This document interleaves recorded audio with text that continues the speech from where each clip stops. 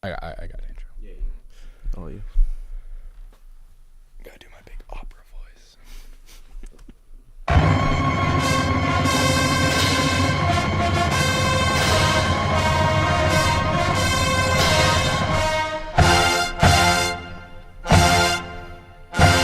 Live from Studio B in the Annenberg Media Center, this is the Talk of Troy, where we talk a big game, but have even, bigger opinions. My voice still coming down from the celebrations of the Los Angeles Dodgers winning back-to-back World Series titles. Doesn't it just feel great, Josh? Congratulations. Thank you. Really, that's what I was looking for. But yes, obviously the Dodgers were able to pull off what was, I mean, we're not going to go too far into it, but a miraculous Game 7. One of the best games, if not the best World Series if not the best game I've ever seen. And the series alone, and I'm not even trying to patronize Blue Jay fans, but they truly gave the Dodgers a real run for their money. Like, I kid you, I was sitting on my couch, and all my other friends are obviously hating the Dodgers because they spend all this money, and they were like, I was in the 9th inning, and the first out, Kike, strikes out, and I'm thinking, oh my God, we're gonna lose. But Miggy Rojas, I don't know how on a full count pitch he pulls off the impossible and he does it. I was thinking it was probably gonna be Shohei that was gonna pull off the miraculous hit. The parade was a ton of fun. Honestly, I will say, how was the parade? It was better than last year, to be honest. Okay. I think also because I just had a better vantage point. I got there a little bit later. I was equipped. So now for next year, I'm a lot more equipped. Next year? Yeah, next year. When we win it next year again. Crazy. Parade's going to be in New York next year. Oh. When the New York Yankees. Book it. 28. 28. But talking about New York, talking about some craziness, got to talk about this NFL trade deadline. Mm-hmm. Because we were obviously in communication because our teams made a trade with each other. Josh, I first have to ask, because obviously the Jets were the most active and inactive of selling their players. Overall thoughts of what the Jets did yesterday? I mean, I was in class just trying to focus on the professor, minding my own business, and as if I'm Adam Schefter. My phone is blowing up, and I look, all of a sudden, we trade two of our best players on our team, Sauce Gardner to Indianapolis Colts, and Quinnen Williams to the Dallas Cowboys. Mm-hmm. And at first, obviously shocked. Mm-hmm. And then I sat back and I thought about it for a little bit, and I'm not too upset. Yeah. I think Darren Muhi got a ton of capital. Yeah. I mean, him and Glenn have said it. It's a new regime. They wanted to get their guys, and things obviously weren't working this year. We're 1-7. Getting 2 first-rounders for Sauce and A.D. Mitchell, who hasn't been great on the Colts. Obviously, we talked about that infamous fumble out of the end zone, but he was a second-round pick out of Texas, so I think he definitely has some upside. And two first-round picks. I mean, don't get me wrong. I love Sauce Gardner. I was a huge fan of him from the second he got into the league. That being said, he's kind of taken a couple steps back. And 2 first-rounders. That's like Micah. That's Micah level. That's Myles Garrett level. Yeah. Those are some big trades going on. And Sauce, his first 2 years, averaged 4.6 yards per attempt. And his last 2 years, 7.2 yards per attempt. So I think, don't get me wrong, he is still a lockdown corner. In my opinion, still a top 10 corner in the league.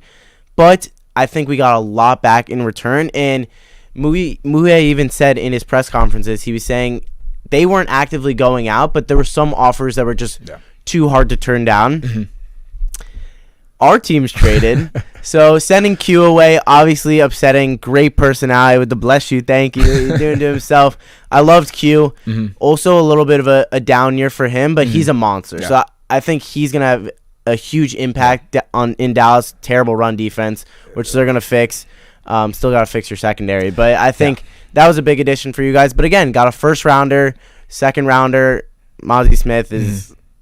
We just needed a D tackle in return. But honestly, taking a step back, I think the Jets have been rebuilding for the past 15 years. Mm-hmm. So it's always going to be a new rebuild, but you have to give the new regime an opportunity to go out, get the guys they want, have the draft capital to pick the guys. So we'll see what happens. If DG can hit on his picks, then it turns out to be an incredible trade. If the picks flop, and Sauce, but it's just good capital. It's good capital, even if you don't use those picks, all of them. Exactly. If Sauce and Q end up being all pros again, then he looks like an idiot. So I think right now, I can't really give it a grade. I think it's incomplete right now because we have to see how the two Jets stars play the rest of the season, how the Jets do the rest of the season, and come April, if we can hit on our draft picks. But as someone who thought Breece Hall was going to get shipped off, maybe Jermaine Johnson, I was not expecting Sauce Gardner and Quinn Williams to be the two huge blockbuster trades. Jude, how do you feel now that your Cowboys pick up a much-needed defensive piece?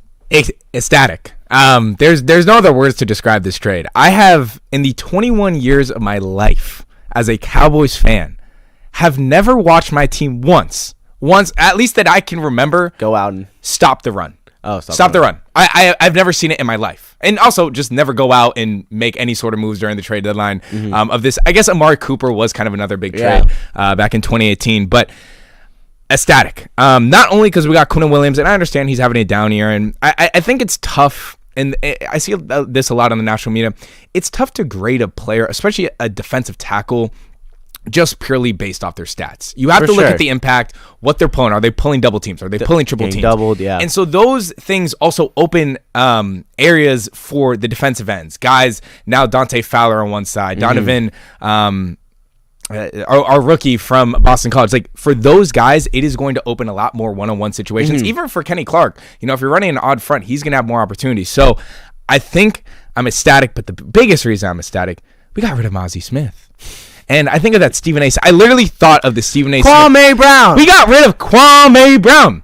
The city of Los Angeles should be throwing a parade. The city of Dallas should be throwing a parade. It's Mozzie Smith. What is he graded in the PFF? Well, there was at one point, I don't know if this is still true, but at one point, Mozzie Smith, out of 119 qualified defensive tackles, was dead last. So we got rid of what was one of the worst draft picks of recent memory for the Dallas Cowboys. We should be celebrating that alone. And Quinn Williams, a great addition. But I do want to ask Josh, it was actually a pretty relatively active trade deadline on Tuesday. There was quite a few moves. The Cowboys also got Logan Wilson for a 7th rounder. Not as big of an impact that Quinn Williams will have. For you, was there another name, another trade that you saw that said, oh, that's raised some eyebrows, said, you know what, that could help a team for the second half of the season? Yeah, I think for me, obviously the Jets, you never really hear the Jets as the center of anything. Yeah. So to hear that we were the main players in the trade deadline was very interesting. I would say the Jacoby Myers trade with the Jaguars. Obviously, the Raiders sent wide receiver Jacoby Myers to the Jaguars for a 4th rounder and a 6th rounder in the 2026 draft. And I think it's big for the Jaguars because right now they lead the NFL in drops with 19. Yeah. BTJ, I think, has 5. Travis Hunter has a couple. So I think Myers, who is always a steady guy, he, I think, has 11 drops in his entire 7-year career, with 2 the most of each year. So I think he's a steady guy for Trevor Lawrence to get open. We've seen what he can do with the production in Oakland. I will say he's a little bit of an older receiver, kind of on the decline. So it'll be interesting to see if Jacksonville can, now that he's in a place, because he requested a trade earlier in the season, didn't get traded, kind of was disgruntled the entire first half of the season. So I think it'll be interesting to see now that Travis Hunter is out for a little bit, giving Trevor Lawrence a second option alongside BTJ, and then once Hunter comes back, having those 3 guys. I think it'll be very interesting for Jacksonville Jaguars offense that they're in the hunt right now. They're, I think, with that win over Oakland, they're now 5-3. Jacksonville, 5-3. I do believe they're so 5-3, obviously the Colts seem like they might be running away with the division, but they're not. They're 7-2. Yeah. So and we saw what happened at the Colts last week. I mean, Danny Dimes looked like Danny Dimes of the past. Danny Dimes of the past, 5 or 6 turnovers. 6 turnovers. Yeah, so I think the Jaguars kind of realized they needed that little offensive push, and I thought it was an interesting trade. We'll see how it pans out as the season goes forward. What about you, Jude? I think Rashid Shaheed to the Seattle Seahawks was a big move for the Seahawks. I look at their offense. We already saw what they did Sunday night against the Commanders, dismantled them. Obviously, prayers out to Jaden Daniels, and that was terrible. But I don't get me started on Dan Quinn. But I do think this move for the Seattle Seahawks to get Rashid Shaheed opens just another weapon for Sam Darnold. And I look at it not just as another weapon, but this is a Seahawks team that truly has a chance to contend in the NFC. Right now, there are 5 teams with 6 wins, the Seahawks being one of them. It's wide open. And they said, you know what? We already have JSN. Torrey Holton has also been a good target. Trey Horton has been a great target. And now you add another dynamic guy that is more of that vertical threat. this just only opens the offense more for the Seattle Seahawks. And so, like I said, they clearly see this is a win now situation. We have the chance right at our hands. The NFC West, we already know, is always going to be tough. Stacked. But this is a money move, I personally think, for the Seattle Seahawks. Yeah, I think on the other side, the Saints obviously realizing the situation they're in, trying to get a little draft capital. It's not looking good in New Orleans. So I think for them, they saw a rising star who wasn't really going to do much on their team in trading it for as much as the value they can get, sell high. But, yeah, it was definitely what seemed was going to be a very lackluster trade deadline on the last day. Turned out crazy. I was watching the Pat McAfee show, and they brought on Shefty, and he's like doing the Zoom from the FaceTime from the car, and he's getting other calls, and it's just crazy to think, like, obviously we both want jobs in sports journalism, and to think about Shefty, like, in that last day of the deadline, he's probably got teams coming from all over the place, having to do like interviews with talk shows. So it's just cool to kind of see how that all exploded on the last day. It was very like, my friend even asked me, he's like, Sacher, like, what's going on? I mean, it felt literally back to back trade. All at once, especially for the Jets. I was like, Sauce Gardner was the first thing in the morning, and then you had Quinnen Williams 2 hours later. I was sure Brees was gonna go. Okay, but I will say, the Brees Hall. If I'm the Chiefs, I'm giving up a 3rd round pick. I was shocked. Crazy to me that they wouldn't give up a 3rd round pick for Brees Hall, especially with the running back issues that they've had. Kareem Hunt, his knees aren't there anymore. Pacheco's hasn't been there. Hurt. And I'm just shocked. I'm a huge maybe I'm a little biased because I'm obviously a diehard Jets fan, but I think Brees Hall, if you put him in the right situation, is a game changer. Yeah. We saw it his rookie year. He's had flashes this year. Last game against the Bengals, he had over 150 total purpose yards and 2 touchdowns. I think he's a game wrecker, and in that Chiefs offense would have opened it up even more in the one area they're struggling. So I think it's crazy they couldn't fork up a 3rd round pick, but hey, I'm happy Brees is still on the team. He's obviously not happy. Very, very cryptic on Twitter with these memes and messages, but hopefully we keep him and get a good quarterback in the draft and maybe franchise tag him. I don't know, but it's the new regime for the New York Jets, and I am praying that this time the rebuild will work and the Jets will make the playoffs in the next 5 years, hopefully. But teams that we're talking about just teams overall in our picks. Yes, staying on football. We're staying on football. We're 4-1 together. We're both 4-1. You're barely 4-1. I am barely 4-1. I have to say, I was stressing watching that Jaguars-Raiders game. It didn't help that one of my buddies has Brock Bowers on his fantasy team, so he was going absolutely crazy on the 40 fantasy points that Brock Bowers dropped. But we're kind of at this point. We already have a few teams under our belt, so we got to start to think, okay, what teams can we not pick yet? Josh, I'm going to let you go first. Who are you picking in week 10? Jude, and to your point, the thing about the Survivor is you got to get strategic with it, because if you use a team, for our fans who don't know, if you use a team, you cannot use them again. So you got to look at the rest of the schedule. You got to see who the match, but you got to win that week. So on the topic, we were talking about them earlier. I'm going to take the Seattle Seahawks at home against the Arizona Cardinals. Obviously, I wanted to save them, but I think this team is the hottest team in football right now, and I just wanted to capitalize in the moment. Sammy D, I mean, obviously USC legend. Yeah. And as a Jets fan, I'm happy to see him thrive on another team. 16 for 16, 4 touchdowns in the first half. The defense in Seattle has only given up more than 21 points once this year. Wow. So when you combine those two things, JSN leading the league in receiving yards, and they just got Shaheed, give me the Seahawks at home, 12th man, to get me to 5-1. Jude, who are you taking? I like it. I'm putting salt on the wound with this one, and I'm sorry to all my Commanders fans out there, but the Detroit Lions are my lock of the week, and it's really not that hard. I mean, Jaden Daniels, he's done for the season. I know Luke McCaffrey is now out for the season. Marshawn Lattimore is out for the season, which, to be honest, it didn't really matter that Marshawn Lattimore was on the field or not. But this Detroit Lions team, I mean, they should put 40 points on them. I know it's a road game, but nonetheless, I'm taking the Lions. They're lock of the week. I like that pick. Dan Campbell coming off that loss at home against Minnesota. He's going to have the guys fired up. And like you said, love me some Marcus Mariota, but just not enough. And just recapping real quick on this NFL weekend, one thing that pissed me off, and this is for all my YouTube TV users out here. YouTube TV, actually it started last Friday, I believe. The contract between YouTube TV and ESPN expired, meaning all ESPN content could not go on YouTube TV because they didn't have, a carriage agreement or whatever the business term you want to use. But I have to say, it's starting to get a little scary, and I don't want to go deep into the conversation, but it is starting to get a little scary about the fragmentation we can see, because we talked to Fellenzer on Friday about it, and they still haven't come to a resolution. So the Monday night game for the Cowboys-Arizona Cardinals was not on YouTube TV. You had Texas versus Vanderbilt this weekend, not on YouTube TV. Another great game. Pretty much all these primetime ESPN games, not there. I just want to get your quick thoughts. I know we didn't have a ton of time to talk about Fellenzer. Are you, like, as a consumer, how does this make you feel? It infuriates me. Yeah. I think I understand from a business perspective, they're two big businesses, and obviously their main goal is to make money. However, as a consumer, you see a lot of people on social media. I was looking on Instagram, and these clips are getting posted from the games, and you look at the comments and they're like, oh, good thing I couldn't even watch the game. Like, fans are being deprived of watching great football games because these two entities can't come together to make a deal, and it's really frustrating that we might have to then go buy another subscription to be able to watch basic games that if you're paying that much money for YouTube TV, you should get these games that you were promised to watch. So I think it's really frustrating as a fan, and hopefully they come to an agreement soon. What do you think?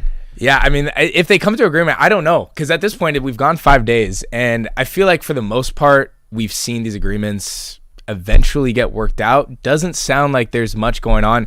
But I agree. I'm in the same lane as you, because I think, okay, now we look maybe in 2 years, what is it going to look like when Disney has all the rights to these games and Amazon Prime has all the rights to these games? They're going to make it so much harder for the average fan and the average person who's making an average income to even pay for all these subscriptions. So many subscriptions, and I get it. They're competing against each other. Yeah, 100%. But it's like, it's sports. Like, this is sports. Like, we should all be able to watch sports. This is not like something you should be competing about. If it's like it seems like they're the big Hollywood studios right now, and they're MGM and Sony and Warner Bros. Are like, no, like, this is sports. Let us watch live sports. It's the one thing that's actually supposed to unite people. Right? Unite people. It's live sports. I shouldn't be deprived of a great Monday night football game or Sunday night football game or great college football game because these two entities can't come together to make a deal. But we'll see what happens. Jude, moving forward to another streaming service network, we have NBA on NBC has been killing it. Yeah. What are your thoughts been so far? I've loved it. And I have to say, I think the start to the NBA season with all the crews has been great. I think Amazon has done a really good job in their production. But NBA on NBC just has this nice flow to it. And I really like it the most is because there's this authenticity, right? That you get very similar to the inside the NBA with Shaq, Kenny the Jet Smith, and Chuck, and even Ernie Johnson. Like, you have guys like Carmelo Anthony, and I love that they are unironically just themselves. Like, Carmelo Anthony's not just showing up in a suit, right? He's kind of in the fashion he would wear outdoors. And you can feel already in, NBA season's 2 weeks, you can already feel the comfort between the hosts. T-Mac, Vince Carter, these guys all played with each other throughout their career, and they're so knowledgeable in the game, so it's great to see them talking off one another. And also, I will say, it just gives... I know we're done with the 90s, but it gives the vibe of the 90s. I don't know if you've seen any of the clips of MJ.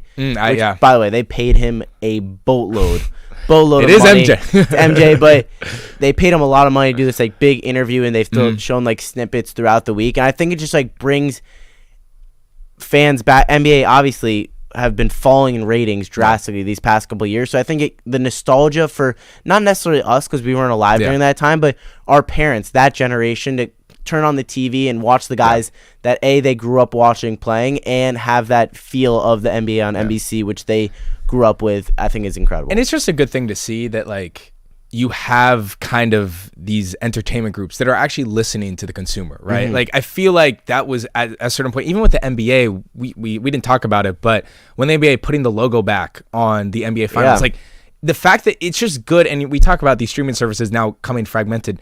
You got to listen to the consumer because those are the people that drive your business at the end of the day. So when you get that like authentic, the nostalgic feel, I should say, of NBC or NBA on NBC, I think it's good that we're having actual, industry leaders listen to people like us. Conduct market research, see what the people want, and then implement that. I think it's obviously it's easier said than done. 100%. But I think when it works out, and then they see the results, it's like, wow, that was so obvious. Why can't we just always do that? The results are that they had one of the biggest, viewerships in recent history of an opening night. They had 5.6 million on opening night. I know it was a doubleheader, but that was an 87% increase from last year. So, like, the production is there, the audience is there. Obviously, they have to sustain it now. But I think from the start, NBA on NBC is doing a great job. I will get the title. Jude's never gonna get that. I will eventually get it right. Speaking of the NBA, Jude, how are you feeling about your Lakers right now? Well, I have to eat my words. I think I do, because I was on this show about 2 weeks ago, and I was critical of the not even like Luka Doncic or LeBron James. I have been critical of LeBron James, but I was critical of the supporting cast. And to be honest, the Lakers right now, they're looking pretty good, right? They're 6-2. They're second in the West, and I'm not trying to bring LeBron James to this conversation, but it's nice to not see just isolation basketball from this team. There's a lot more team-oriented. I mean, I cannot speak on how great Austin Reeves has been to start this season. AR-15. Now he's AR-51 because he had that 51-point game. He has been terrific. And truly, he just looks like a mini Luka. He's almost averaging pretty much a triple-double. I think he has, not pretty much, a double-double, I should say. He has 9.5 assists, 31 points. It's absurd what he's doing. His true shooting percentage is like among the best of the NBA stars in the league.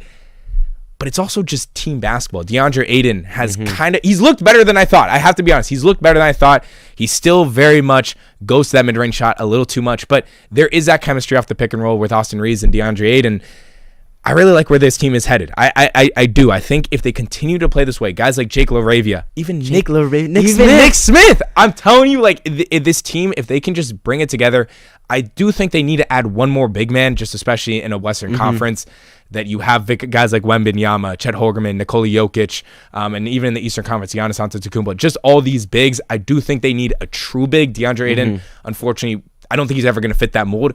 But I have been pleasantly surprised with what this supporting cast has done so far. I think Aiden we were talking about him earlier a couple weeks ago, like, will he show up? I mean, he had 29 and 10 a couple days ago. And I think the Lakers' success is a huge testament to the coaching of JJ Redick. I think he's done a fantastic job, even in the games when Luka's been out, to see them getting wins over decent teams, just in terms of offensive scheme, how they play defense, hustle. You see his pre-game and post-game speeches, and he's really galvanizing these guys as a coach is supposed to do. So I'm really interested to see how the Lakers will be going forward. But as of right now, 6-2, one of the best teams in the West, a very competitive West. And they're actually playing the Spurs right now. It's 37-34. The Spurs are up. As a great game. Don't even start on the Spurs. I'm all in on the Spurs. He's got his MVP candidate. And I have Wemby. We know I have Wemby. You have Luka. So I do. I saw a graphic today. It was like, who's your MVP right now? Early on, it was Wemby and Luka. So good for us, kind of being there. We go head on. J squared knows what's going on. J squared. Moving forward. Yeah, let's talk about it. I think it's time for a sports resolution. It is. I'll let you go first. So, well, I think we just started the sports resolution as Kings and Rangers, but I do think we also have to touch on what else is happening around the league. So shout out to Alex Ovechkin. OV, the great 900 career goals. Wow. It's never been done before. Never been done before. That is the first benchmark in NHL history. So obviously don't want to get too much into it, but congratulations to you. And obviously it goes along with the sports resolution. Yeah, that we're following up to date, that we even knew that was happening. Shout out Ovi, the grade 8, greatest goal scorer ever. I won't say player because obviously Gretzky, but I think shout out Ovi. It's always been fun. I will say I haven't followed hockey in the past, but that's one of the names that I always knew. Yeah, him, Sidney Crosby, McDavid, like those are just guys that like you've heard of. And now that I'm actually following the sport and following the Rangers, it's cool to see on every day, like kind of a daily basis. Cool to see him. But how are your Kings doing? So Kings, they sit at 6-4-4. Once again, another 1-1-1 record over this week. But I will say it was a big win yesterday because the Kings finally won a home game. They were 0-6 heading in to their game versus the Winnipeg Jets. And they beat them. And I have to say, I think it was probably one of the better wins of the season. They played a Jets team who was 9-4. So, pretty damn good team in the NHL. And it was also a big win because Andre Kempe, a guy that I've talked a lot about on this show, scored his 200th career NHL goal. And Drew Doughty, who's been with the Kings pretty much since I can remember, broke the LA Kings all-time record for goals scored by defensemen with 162 goals. Wow! So there was a lot. There was a lot that happened on that Tuesday night win for the Kings. But other than that, it's just been tough. They lost in a shootout to the Red Wings, 1-0. Then they lost to the Devils on Saturday. So still some streakiness. The fact it did take them 7 games to finally win a home game is not a great sign, and they didn't have the best of a road, I guess a road trip that they probably wanted. And they're back on the road after this Thursday game versus the Panthers. They're going to go on an 11-day, 6-game road trip, pretty much in the middle of the month of November. So that'll be interesting, but I will say, by far, I think the best win of the season so far. Okay, nice. A little cautious optimism. Yeah. You know who hasn't received a win at home? The New York Rangers have not won at Madison Square Garden. We are 0-5-1 at MSG. So they refuse to win at home. That being said, the Rangers also had a extremely mediocre week, going 1-1. However, so right now we're 6-6-2, still 7th in the Metropolitan Division, which is a very strong division, but obviously would like to be a little higher. They had an incredible 3-2 overtime win against the Kraken, which I actually watched this entire game, and it was extremely entertaining. Will Cooley scored the overtime winner. Fantastic play and pass by JT Miller. And all I'll say, overtime hockey is so entertaining. Electric. It's actually so entertaining. Electric. I'm not going to lie. It's obviously very similar to soccer. I mean, I grew up playing lacrosse. It's golden goal style where if you score and you win, obviously it goes to shootouts. But I think it's just like, as a fan, win or lose, you're on the edge of your seat knowing at any play you can win the game. And I think that was a really important win. It was the 3rd win in a row for the Rags. And then we lost 3-0 to the Hurricanes. So, again, very inconsistent play. We go up, we go down. Hopefully next week we can pick it up. But it was really cool kind of sitting down and watching the full game and seeing them win in overtime. I will say some of the times are a little bit inconvenient. Some of their times, like the hockey times, are a little inconvenient. So I've been a highlight watcher as of recently. Like I said, the last game I watched was that Predators game when I absolutely knew they were going to sell in overtime. So hopefully next time I watch them, they don't do that. In fact, but kind of switching gears, have to talk about college football because the first ever playoff ranking dropped. USC Trojans were number 19. Fight on. After a win versus Nebraska, it was a good win. I'm not gonna say it was a great win. It was at least a road win. I mean that kind of helped. I'd say ugly win. Yeah, ugly win. That's the better way to describe it. But Josh, early reactions. Was their team too high, too low? What do you think? I thought for the most part they got it right. A lot of the teams I liked where they were located. I've heard a lot of debates of Ohio State, Indiana, and while I think Indiana maybe has a little bit of a better resume, I think Ohio State is clear and away the best team in college football. So I'm happy they're still at the 1. I think Notre Dame is ranked a little too high. They're number 10. That was actually going to be my other team. They're number 10. They're 6-2, right? Obviously, they had 2 very good losses. They lost against A&M and also on the road against Miami. So 2 ranked losses. That being said, they don't, other than USC, they have played a cakewalk schedule. Yeah. And as an independent, I just think the committee loves Notre Dame for some reason. I think they should definitely still be in the top 15, but I think teams like Oklahoma, who are also 2 lost, but have several top 25 wins. They also play in the SEC. They play in the SEC. Like, even Texas. Yeah, Texas also picked up a huge home win against Vandy, a top 10 team. I just don't think Notre Dame's schedule has been of that caliber, and because they're independent, they automatically get put into that 10th spot. I don't know. That didn't really sit well with me. And then on the other side, I think for the most part, I think they got it right. I think Miami could be a little higher. Obviously, they had that really bad loss to SMU this past week, but had some big wins against Notre Dame. Well, actually, funny you mentioned that because actually I think they're rated too high. Or not rated too high, but I do think USC has a reason to maybe be in front of them. Okay. I look at it as Miami is the only thing that is holding on to Miami's status right now is that one against Notre Dame. Okay, fair. That was back in week 1. That was back in August. That's true. We've played. It's been September. It's been October, and now we're in November. And I get it. They're Miami. They have this great defense. Carson Beck in the last 3 games has 4 touchdowns to 5 interceptions. Yeah. They lost a game to SMU that was on the hands of Carson Beck. The Louisville game, he had 4 interceptions. Yeah, he looked terrible. At home. That was by the way, Louisville is now ranked. They're 15. I was gonna say they were unranked. Yeah, they were unranked. Miller Moss went into their trap and took over their trap, which I don't say a lot of good things about Miller Moss, but that was impressive. So I look at this Miami team and I say, you know what? Sure, you have a ranked win back in August, but we're heading into November and they don't have much else to show for that. And I mean, I look at the rest of this Miami schedule. They play NC State, Virginia Tech, and Pittsburgh. Oh, sorry, they play Syracuse this weekend. But they've had a pretty easy cakewalk schedule. And even against Florida State, they only beat them by 6. So they haven't showed me the true dominance against these other ranked opponents except Notre Dame. I agree. Miami definitely could be lower, especially because USC has a win over Michigan. Yeah.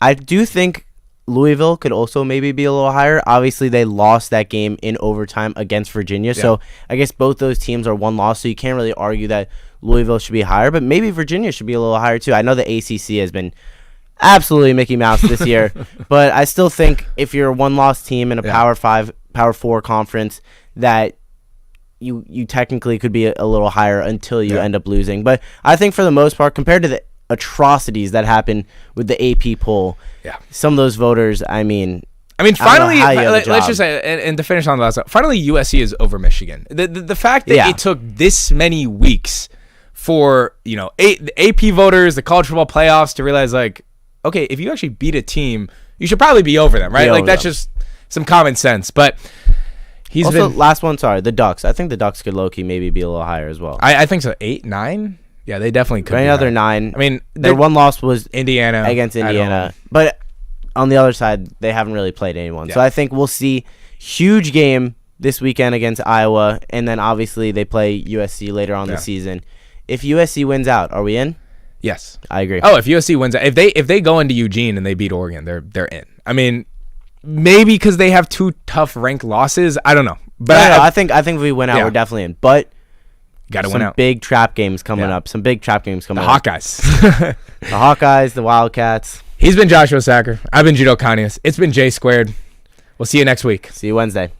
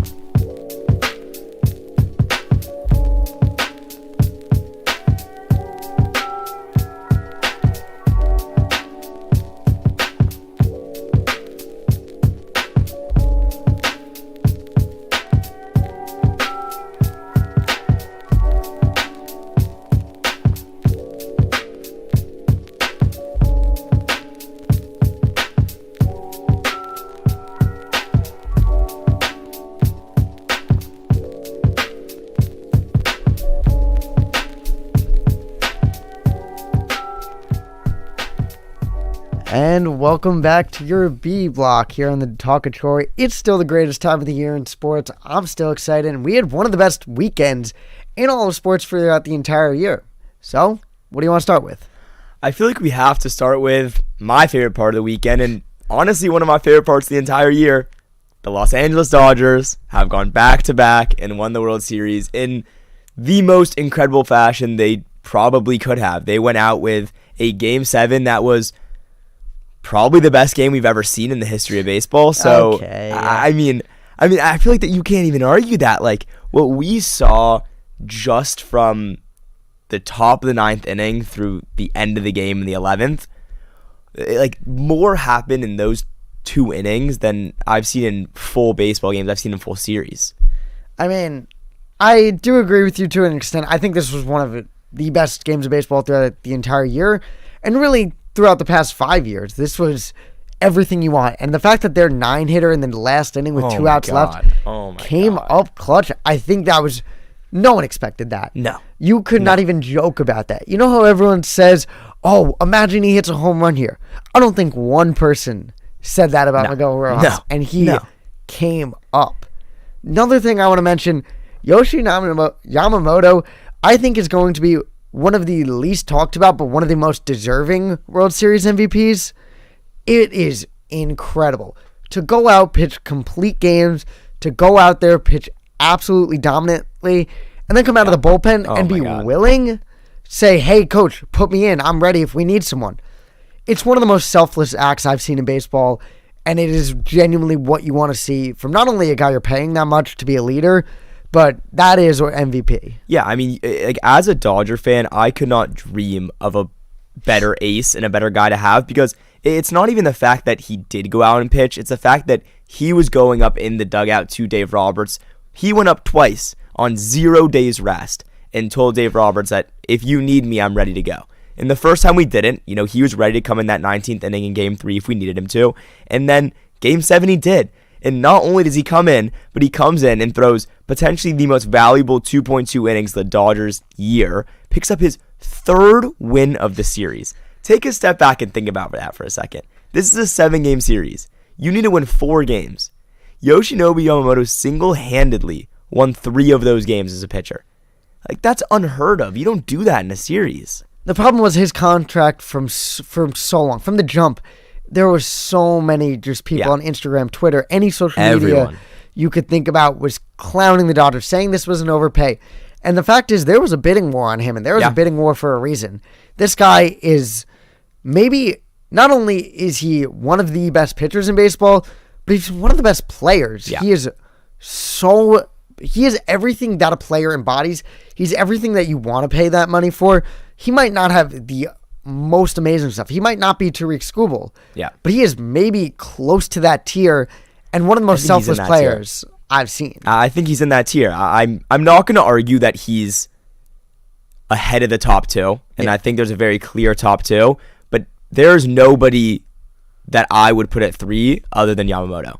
Really? There's nobody I would rather, like, what we saw him do, the energy he provided, the stuff he had in this playoffs, how unhittable he was. I mean, I think the only playoff series performance I can think of in a World Series as a pitcher like this was when we saw like Madison Bumgarner doing with that prime Giants that team. was really the only comparison. Like, what else? Like, nobody else, even you look at Strasburg in 19, he didn't put up the stats in the innings pitched that Yamamoto did.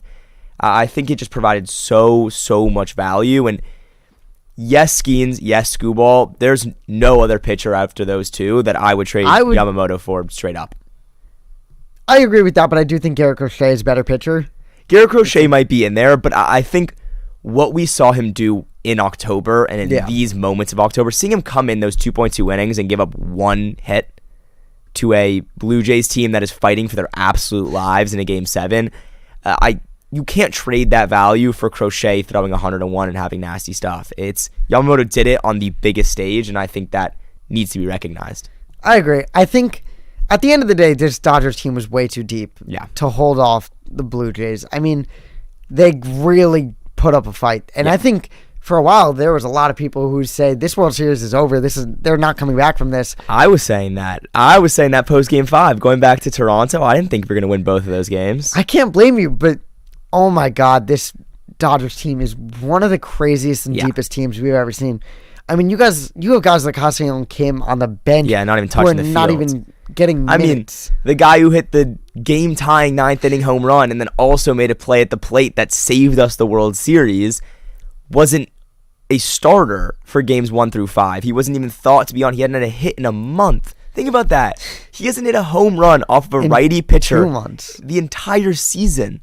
Yeah. Not one home run off a righty pitcher. He comes in the bottom of the 9th and does that. And then also what I think just needs to be talked about is now for a second year in the row, the Dodgers just make these defensive plays when they need to. Yeah. It's unbelievable. I mean, the fact that both in Game 6 and Game 7, the home team had an elimination game to win the World Series with a runner in scoring position in the bottom of the 9th. And both of those games ended with a defensive double play. I mean, like, you see Kike running in from left, throwing a guy out at second to win game 6. We have Mookie with the unassisted double play to end game 7. You have that Pajes catch in center. You have Rojas throwing him out at home. It just felt like there wasn't a option to lose for a lot of these Dodgers, and they just found ways to make the plays they needed to make in the moments they needed to make them. It was wildly impressive. I think one of the biggest things that this World Series has kind of taught me, or not even this World Series, but just the postseason, I think if you do not have a good defensive team, you are not going to go far in October. I agree. I think need to make those plays. There was the Brewers, who even went far in the playoffs. They were one of the best defensive teams. Yeah. There's the Blue Jays, Dodgers. All of these teams were consistently good on defense, and they had players who were making plays. You need to be a poised, manageable, and fundamental team in October, and that's what it comes down to.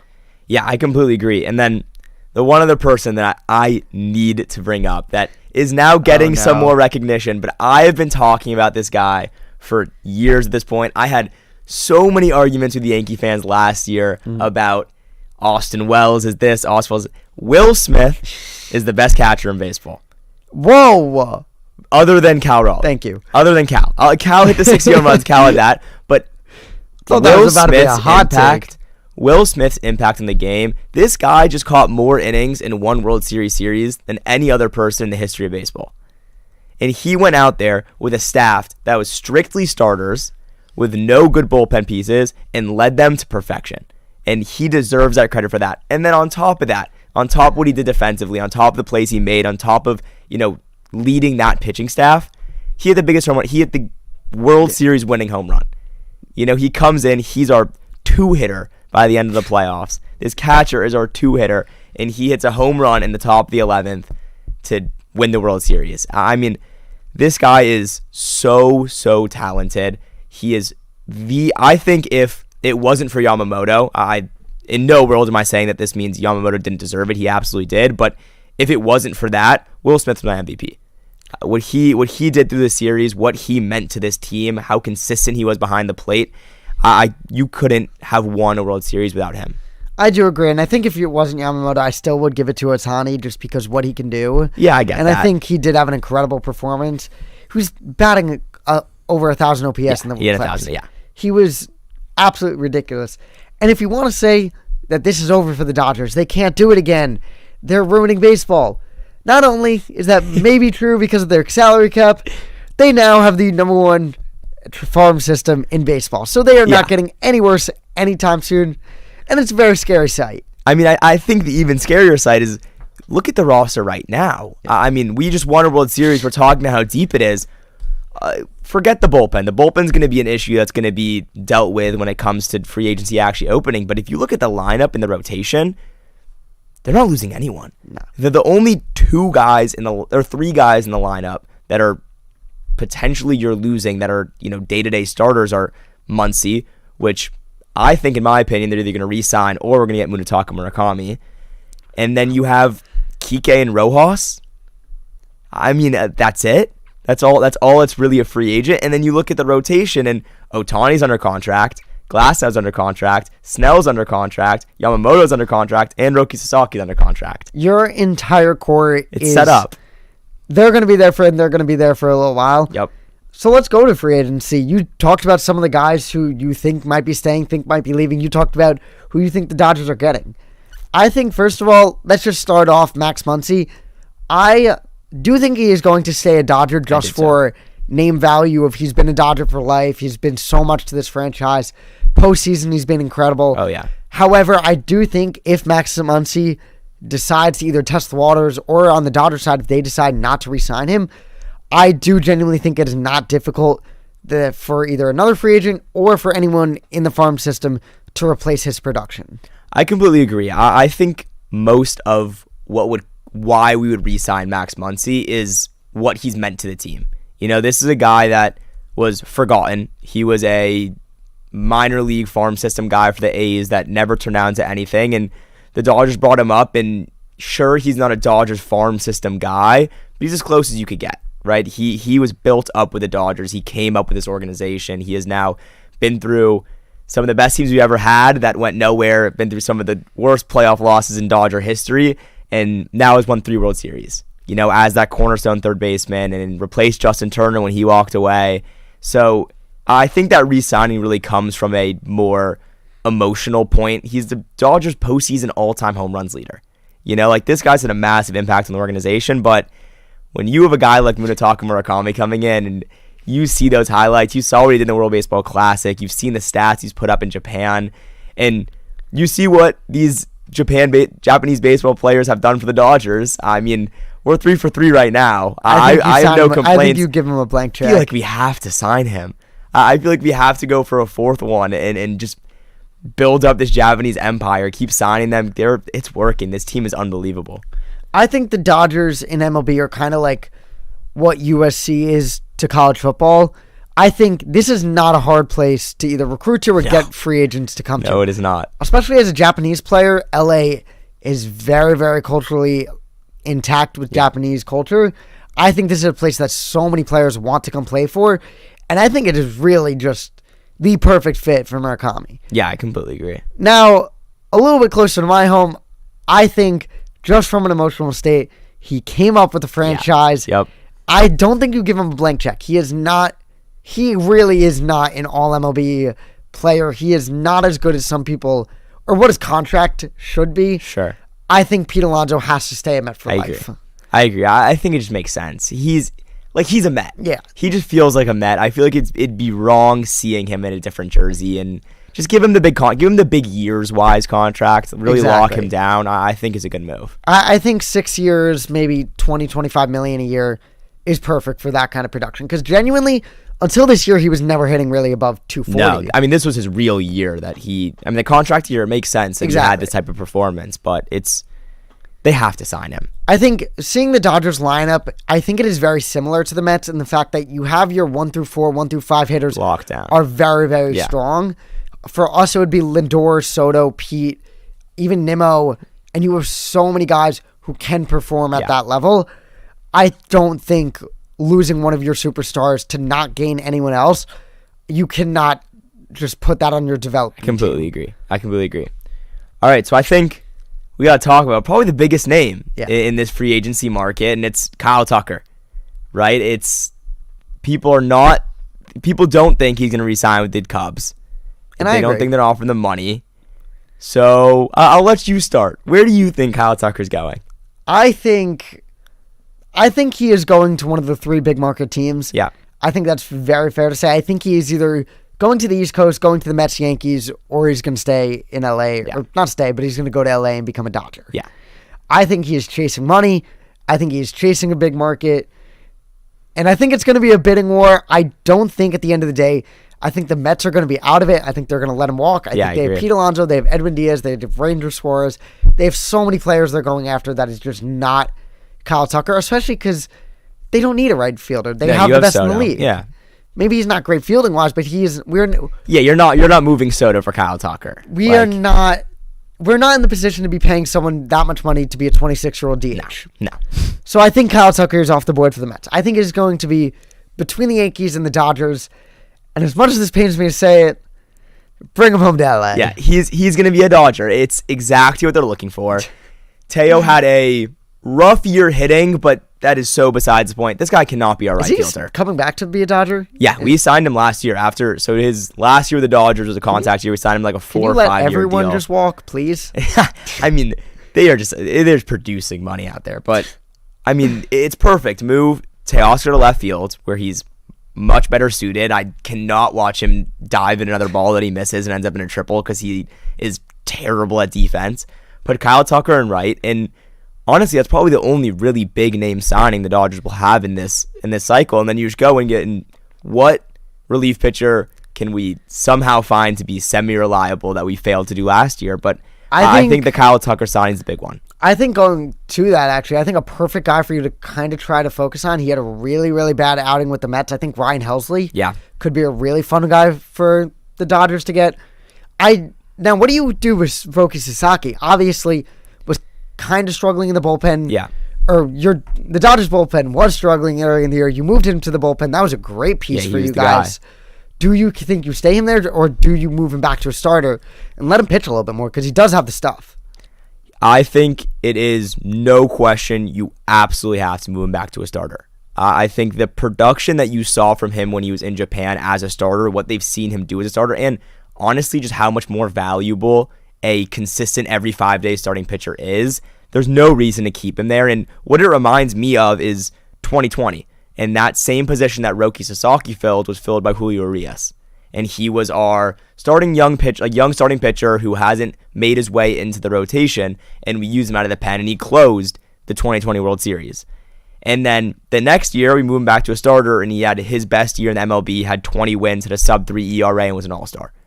And so I see that, he was great in the bullpen, and our bullpen needed it, but the potential he has as a pitcher and the stuff he has is too good to just push him in the bullpen and just say be a closer. I think he can give you too many innings, and those innings would be too valuable to not use him as a starter. So I think you have to switch him back. Definitely. And while we're on the topics of starting pitchers, I think the last person we should really cover for the free agency is probably the best in the league, probably the best that we've seen in the past 5 years. Tarik Skubal has been absolutely dominant. I think he will be the Cy Young again this year. He better be the Cy Young this year. Absolutely. Now, I think he's going to get traded. The question is where. The question is who has the assets, who has the money. What do you got? Yeah, I think him getting traded is a no-doubter. The fact that this Tigers team was offering him, what was it, $80 million? What was the deal they were offering him is ridiculous. And so it's time for him to move on. And I know you might not agree with this, but I think he's a Met.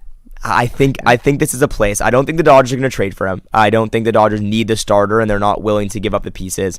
I don't think the Yankees quite have the pieces. I think it's going to be really hard for them to build up a good offer, and I think for that offer, they'd have to give up too many guys that they need in their lineup next year. And I don't know who else could really bid for him. I assume the Giants will try and go in because they always try and go for a guy like this. I assume the Padres will try and go in. The Blue Jays will always have the name in there, but I think he's going to be a Met. I really do. I think they have the pieces, and I think they're going to get to a point where they're going to be willing to give it up. Because do you really have a one? Or is Senga a one? No. Not really. I think if you want to compete, I think we saw in this World Series, in this whole playoffs, that if you want to compete, you need a one. And not only do we see that you need a one, but we saw that Tarik Skubal not only can be that one, but in the playoffs was the best of the ones. Yeah. And I think it makes the most sense, and the Mets should offer whatever they can. I think at a point, I do love the idea, because not only our starting rotation right now looks horrible, I think if you add Skubal to that, changes threefold. Oh, 100%. Because now changes the whole rotation. Imagine Nolan McLean being your 3-4 pitcher. I think that is so different than saying maybe he's your 1, maybe he's your 2, maybe he's your 5. You don't know. Yeah. I think Tarik Skubal just giving an anchor, giving you a clear number 1. Would it give up maybe Jet Williams? Yes. Would it give up? I think Nolan McLean is untouchable. Interesting. I think Brandon Sprout or Jonah Tong, you have to keep one of them. And if we're picking from the two, I think it'll be hard, but I think Brandon Sprout has more value. Okay. So I'm willing to move on from him for the sole reason of if you give up Jonah Tong, I think you have to give up another piece. I think he just doesn't hold enough value. And I think he has more upside. Yeah. However, I think Brandon Sprout, I think Jet Williams, I think maybe Carson Bench and one other prospect, I do think gets it done. Yeah, I think there's enough there. I think Jet Williams carries so much value. And he's so good. I would love to have him play second base because you don't actually know this about me, the biggest Jeff McNeil hater you will ever meet in your life. Interesting. I did not know that. Oh my. I think he is so average since his 315 average. Yeah, that 1 year that he just went off, and ever since then I feel like everyone just assumes he's good. Because everyone thinks he's he's a great player. He's so consistent. No, he's not. Yeah, I think the Skubal trade makes sense, and you guys will pay him. I mean, that's gonna be a blank check, right? Whatever number he wants. I think become a Met for life. Yeah. I think you have three Sign guys: a huge contract. Lindor, Soto, Tarik Skubal, become Mets for life. Nolan McLean, I think you lock him up now. Yeah, I think he's going to be cheaper now than he will be 3 years down the line. Like that Churio type of signing, get him a long time contract. I think you give him 6-year, 7-year deal now for $20 million, $15 million a year. Then let him break out and pay him double. Exactly. Yeah. I think the Mets are not in the position to focus on focus on guys who are not going to be the future. I think you have to be competing for the next 10 years. Every single year, you have to be in that playoff, in that World Series conversation. Yeah. And I don't think holding on to some of these assets and not going all in is going to get you there. I completely agree. I think if the Dodgers have proved one thing, that paying guys and investing in free agents and trades works. Yeah. And you need those type of players, and you can try and develop and just ride the development, and that's definitely going to be a piece. You need to have some pieces, but at the end of the day, MLB's won with money, big checks. And everyone says the Dodgers ruins baseball. Hey, I'll ruin baseball a little bit more. Trust me, it's fun. Winning back-to-back, no matter what they're saying, no matter who ruined what, no matter how much money we spend, it feels just as good as spending no money and winning a World Series. I can promise you that. I don't disbelieve you. So here we're going to move on to the NFL. There's a lot going on. The trade deadline just happened, but there's a lot of bottom teams. Some did make moves, some for the worst being sellers, and some bought a little bit. Who do you think is in a better spot, and who do you think is not in a good spot coming for the future? Yeah, I think the team that I'm looking at as the best spot is the New York Giants. Yeah, I think the Giants have so much potential with their team there. I think they have, feels great. In a lot of positions, they have the pieces, right? Everything's there. It's just making that, it's whatever that thing is to click to really get this team to compete and get this team over the hump. I don't know if Jackson Dart's the guy. I don't think we've seen enough to decide if Jackson Dart's the guy. I think he can be. I think we've seen the sparks of his ability to be that. But even besides that, when Scat's healthy, I loved what I was seeing from Scat. I think obviously you have Neighbors, and that receiving core when Neighbors is healthy looks a lot better. The offensive line is getting built up. There's, so many draft picks invested in offensive line, and the defense has the guys. It has enough names. You have the defensive line for sure. The defensive line is one of the best in football. And I think a couple good draft picks, a couple free agency, and then figuring out quarterback and finding the right guy, 1 to 2 years, this team could easily be a playoff team. I could not agree with you more. I think this is... I know, this is going right... just straight talking about your favorite team. This is a fantastic Giants team on paper. Yeah. I think Jackson Dart is the guy. I think he is. Okay. I thought he was who we should have drafted before this was even a possibility of trading up for him. I wanted Travis Hunter and Jackson Dart. That was who I wanted. I wanted us to trade up into the first round for Jackson Dart. So much happier with Abdul Carter and Jackson Dart. However, I think that now you have to ask the question, what is going wrong? Because this was, we didn't have the offensive line for it. Now we have a top 15 offensive line in the league. Yeah. And we're not seeing what we want. I think we need a wide receiver too, and I think that can come in the draft. I think Denzel Boston is the guy you target in the second round. Yeah. And I think if you can, oh my God, go all in on a safety. Please. Yeah. Need a safety. You need some secondary help. I think there's no better player than Caleb Downs. I think he is your pick. I think you trade whatever you need to do to move up the 2 spots it'll take to get him. I think your corners are okay at a point. I don't think they're fantastic, but I also think they can make plays, and I think they're developing. I think your safeties are good, not great. I don't think Tyler Nubbin is that fantastic. I think he's a great player to have substitute. I think he's a good depth piece, but I don't think he's a starting caliber safety. Caleb Downs is a superstar in the making. And absolutely. I think Caleb Downs is a guarantee in my eyes. I 100% agree. So now, do we need a tight end? Yes, but I think we can get Eli Stowers late. I think love Stowers. I don't think this is a player we need to... I think we just need a good, not great tight end. So I think getting a wide receiver is a priority. I don't even think we need to really bulk up the offensive line because they're young, they're developing, and they're already good. I think now we change some coaching pieces. I think we focus on the secondary, the linebackers, and some of the offensive key pieces. And who says this Giants team really cannot compete? I completely agree. And I think another huge piece in that is committing to Jackson Dart. Yeah. And I know, these are NFL guys, whatever, but that means a lot for a quarterback, especially for a young quarterback in his confidence. It's hard to be that backup who's now coming in because the starter's been so bad, and then you're forced into that situation, or after an injury this quarter to the starter, and you're forced into that situation. You have to play, and the team's already has a losing record. But if you just let him finish out this season, get the work he needs, and go into the offseason with the entire intent being you are the guy. Yeah. You are the one. This is your team. Let him really step into that role, grow that confidence over the offseason. I think next year he can come out, and that could be the switch. That could be the piece that's needed that they're missing right now, and that he's still that kind of the backup who came in, and it's not his team that he fully has the reins to. I don't know that you're going to get a way to do this.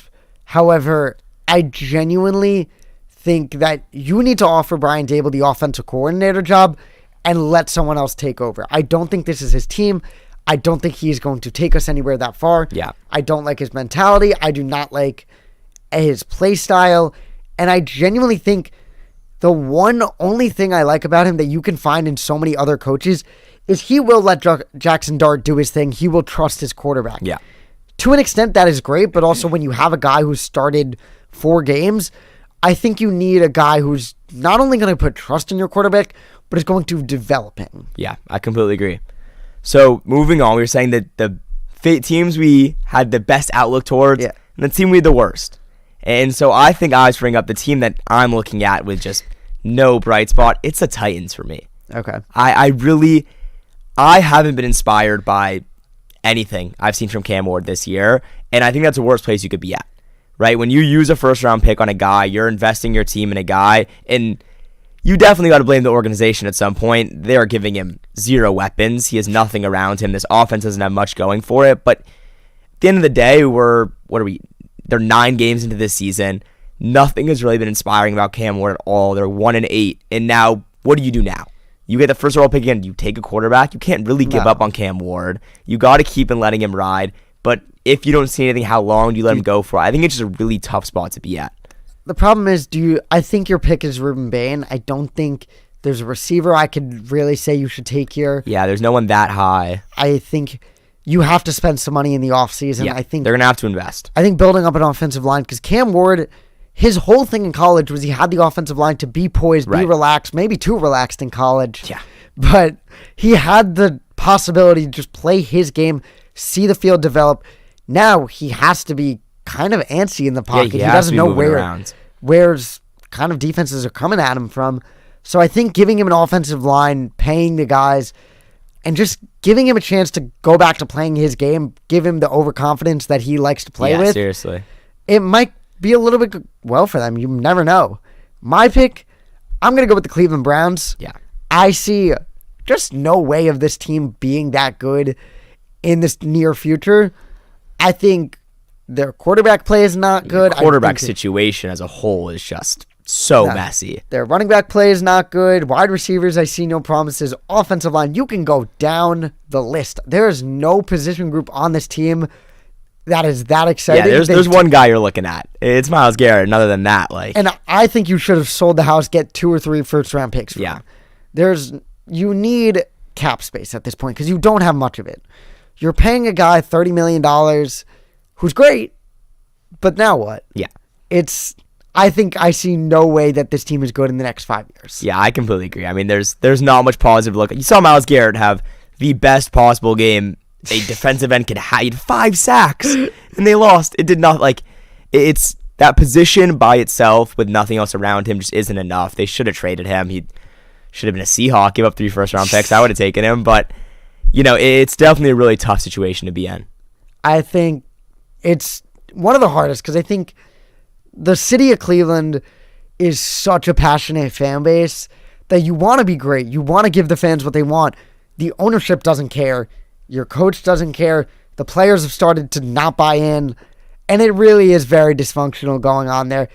I wish nothing more for this franchise. You could pull a draft day, pull playbook out of the movie, do something that would just help you pull out something crazy on draft day. I would love to see it. The entire NFL would love to see it. We want a random season where the Browns make the playoff again. Another good Browns year. Well, that is all for us on the B block. Stay on for the C block, and we'll see you next week. Peace out, guys.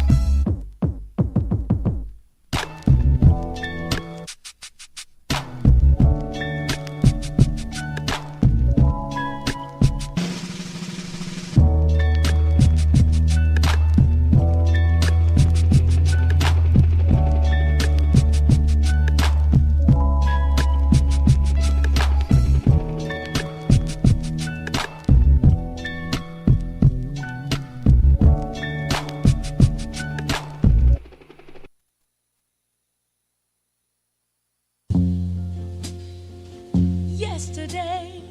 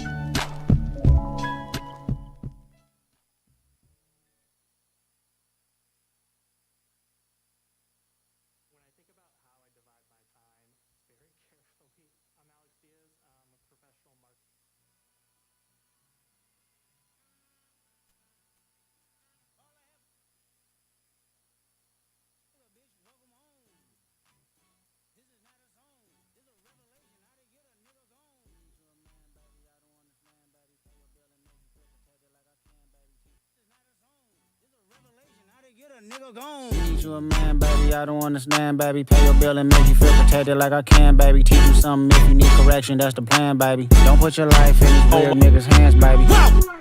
It's a disgusting blue. It's a disgusting blue. Congrats. Congrats. What do you want, a cookie? I want everything you got. Somebody gotta do it. I take a G-Pad. Watch a nigga do it. We survived outside, all from the music, nigga. What? I don't know why I keep doing this show. I really don't. I mean, take a risk or take a trip. You know I'm tripping for my dog. Who you with? Couple sergeants and lieutenants for the get back. This revolution been televised. See, they can't even see you on camera. Say, young nigga, get your chili up. Yeah, I meant that. A blackout. If they act out. You know why it doesn't matter, Frank? You know why it doesn't matter? Why? Why, Kyle? Why? Because the Dodgers are back-to-back World Series champions for the first time in 25 years. Clap it up, clap it up. And if I were you, Frank, you might want to turn your TV off because that's right. We did it again. Like I said last week, it was always Dodgers in 7. As you can see by what I'm wearing, I always believed in the team, even though we had some haters. But guess what? If you ain't got no haters, you ain't popping. So, Dodgers had another parade back in downtown L.A. Yep. I had the wonderful opportunity to attend that. That was really amazing to see. Oh, I bet. Somebody who's from California has been a lifelong Dodger fan. It's really awesome. You know, why couldn't you just be an Angels fan? Why would I ever do that? Why would you ever do that? If you're an Angels fan, you have dignity. What? All right, you have honor. I have all that as a Dodger fan. Yeah, you can believe that. Bandwagon. Okay, Ooh, wait. We all know. Wait, is my voice? We all know. Bandwagon. I am not a bandwagon. That is for sure. Maybe Frank though. But okay. By far, I mean, I was watching this World Series, and I got to tell you, man, I was really just in tune with the game. This Game 7 away, I did have some doubts watching this in Toronto. Oh, I'm sure you did. I definitely did. I was on the edge of my seat the whole time, all 9 innings. And watching some of the plays that were going on, I'm like, I don't know if we're going to get it. I still believed. You got to believe. Believe. Once you believe, good things happen to you. And that's what the Dodgers did. Miguel Rojas came up clutch. Literally everyone was able to do their job. Paez out in the outfield. Almost dunked on Kike Hernandez to get that out. You kind of low-broed him. You know what? Whatever you got to do to win the game. That's all I care about. And Yamamoto. This guy, I got to say, his endurance, his stamina to go back and pitch to close that game out was really phenomenal to watch. And I think this was the most exciting and the best World Series I've ever watched in my life. Wow. Okay, And we'll get to that in a second. Well, I think like I said, that I've watched in my lifetime. That's insane. Jude, is that insane? I think. That's objectively. In my lifetime, from 2005. Blasphemy. From 2005, I mean, can only remember a couple of them, but to now, I think it was the best one I've watched. Game 7, right. Come on. So, and Kendrick and Drake, Toronto, LA.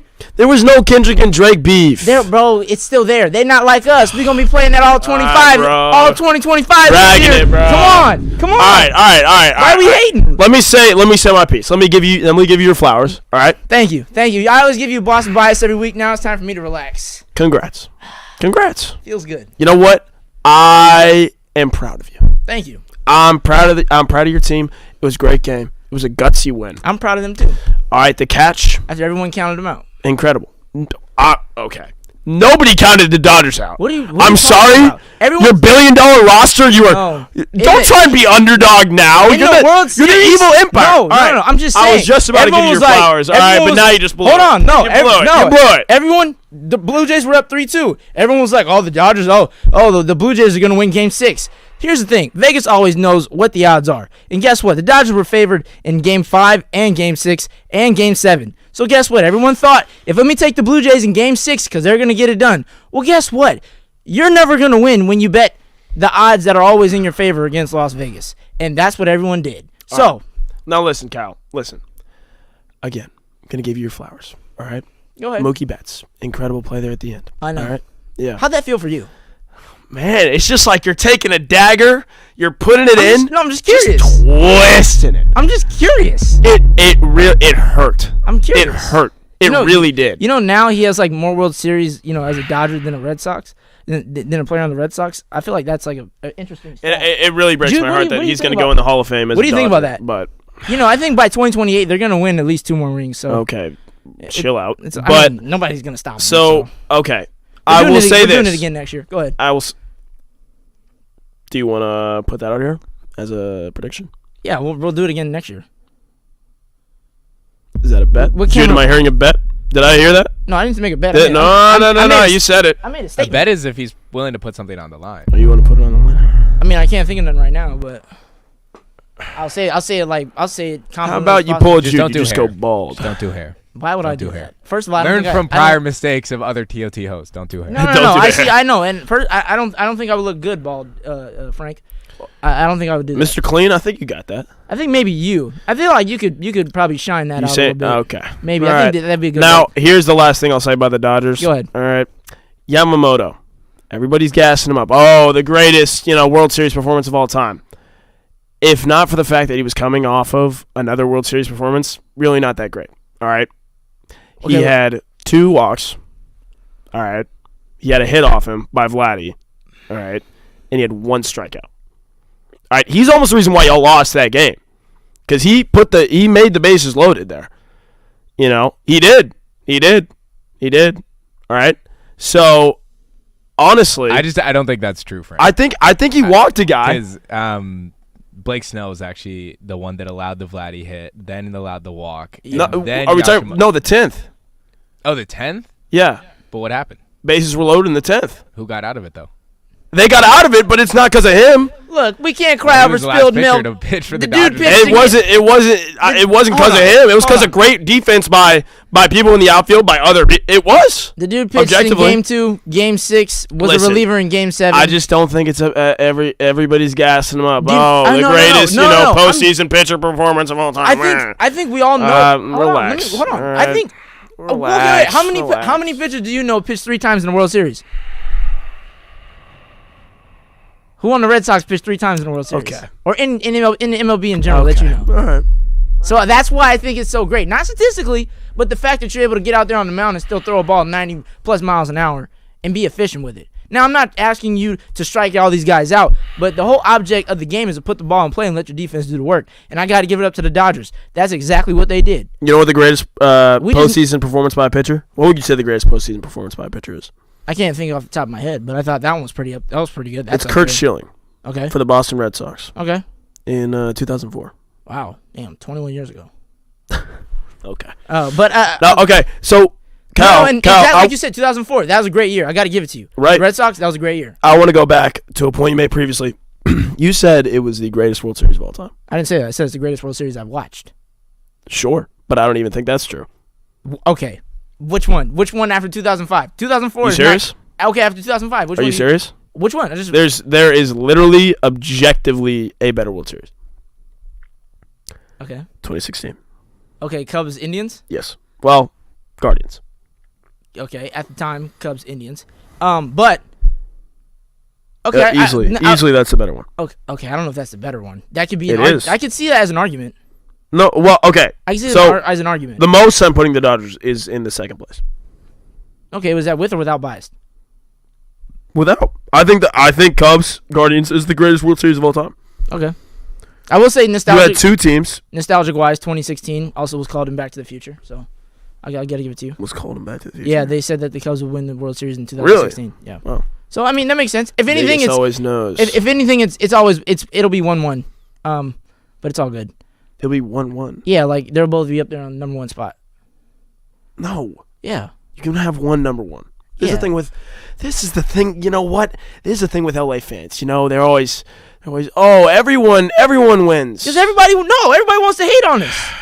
I'm not hating. I'm just stating an objective truth. Okay, you could say all the objective truths that you want, but everyone always wants to complain and say, oh, the Dodgers are ruining baseball. Oh, the Dodgers are paying their players. The whole object of the game is to pay your players to win, and I'm sorry, scared money don't make no money. You got to pay the cost to be the boss, and if you can't, go sit out. You better get right before you get left. So, if you want to sit here and complain, any owner or management team that wants to do that, I'm not complaining. No, not you. I'm saying in general. I'm getting sick and tired of hearing this because, look, I went through some rough times with the Dodgers.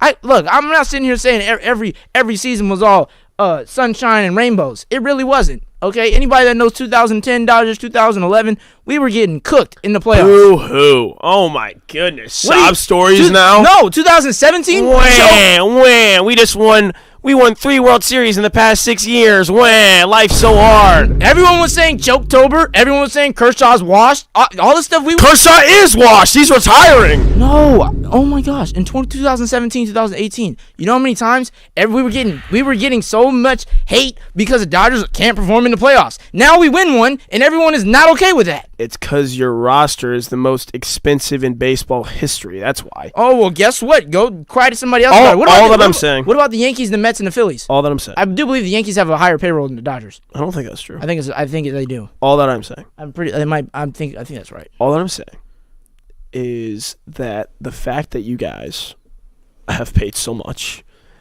takes away a little bit from the fact that this is, saying that this is the best World Series. Oh, the evil empire won. I have to play both sides. The Dodgers actually do have the highest payroll. Okay. Thank you. Thank you, Jude. Who's second?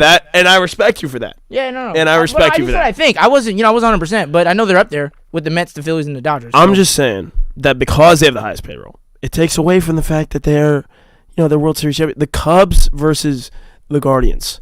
You had two teams, both from playoff droughts. All right, goes to a Game 7. Cubs historically cursed. Right, Game 7 ends in dramatic fashion. I mean, you could not write a better story. Yeah, no, it was a good World Series, but I'm saying with this though, it's like for somebody to say that the Dodgers are buying their way to a World Series and all these different things. Objectively they are. Okay, so then what if another team was doing that? Do you think that team would be receiving the same amount of hate that the Dodgers are? The thing with the Dodgers is that you guys are by far and away I believe you guys are by far and away the highest paid team in baseball. And people look at the Dodgers and they say that they literally just look and they're just like, oh, well, they're going to get the good players because they're just willing to pay infinite amount of money. And for teams like my Boston Red Sox, who, John Henry is not willing to pay money. Actually, the New York Mets have the highest payroll. Jude? The New York Mets, I think it's... You talking about for the upcoming year? Yes. According to Sports Track, which I will say is pretty accurate, the Dodgers... Is it 2025 or 2026? 2026. Okay, what about 2025? This past season. Is it still the Dodgers? Just to make sure. It is. Okay, it is the Dodgers at $350 million, and the Mets are at $341. Okay, the Mets are second. All I'm saying is, if your team's willing to spend money Fine, great. That's how the sport should be. That's how the sport is played. That's how objectively. That's how you win games, right? That's not a diss, but you can't deny the fact that you are spending that money, and that people are not going to be happy because you're spending that much money. I understand that, and I think like you kind of. I think aside from it just being the Dodgers, I think if you're in any organization, you have to spend money if you want your team to win. That's true. So like, I think, and it's also with other players too. You look at a guy like Blake Snell, for instance. If you can't beat him, you might as well join him. The dude played the Dodgers in 2020 with the Tampa Bay Rays, got taken out by, Joe Madden in the 6th inning. Dodgers ended up winning that World Series because they took him out. Then he goes to, I want to say, the Padres, division rival against the Dodgers. Couldn't beat him. Went to the Giants. Couldn't beat him. Then he realized, you know what, if I can't beat him, I might as well just join him because I'm getting tired of this. First year with the Dodgers, what does he do? He wins the World Series. Same thing that Ohtani did, same thing that Glasnow did. So I don't think it's more of just the Dodgers. I think players are looking at it, it's like, this is the team that's winning. And it's like, if I'm a player... that's also paying me that much money. Exactly, but it's like, if I want to win a World Series, I know where I'm going. Or I'm going to the Mets. Not just the Dodgers, but I might go to the Phillies or the Mets or the Yankees, somebody that can contend in the playoffs. That's kind of my point, though, is that like people dissed on the Warriors because everybody was just ring chasing. Are you arguing that people are just ring chasing here? I think if you want to win, you got to go to the right team. Because when Kevin Durant went to the switching to basketball real quick, when Kevin Durant went to the Warriors, he won MVP twice in the finals. True. And so for him, he realized, yes, he had his time in Oklahoma City, with the Thunder, with James Harden, Russell Westbrook, got to the finals, played LeBron, and lost. But then he's thinking, I think after that year, they got rid of James Harden and traded him to the Rockets. Mm-hmm.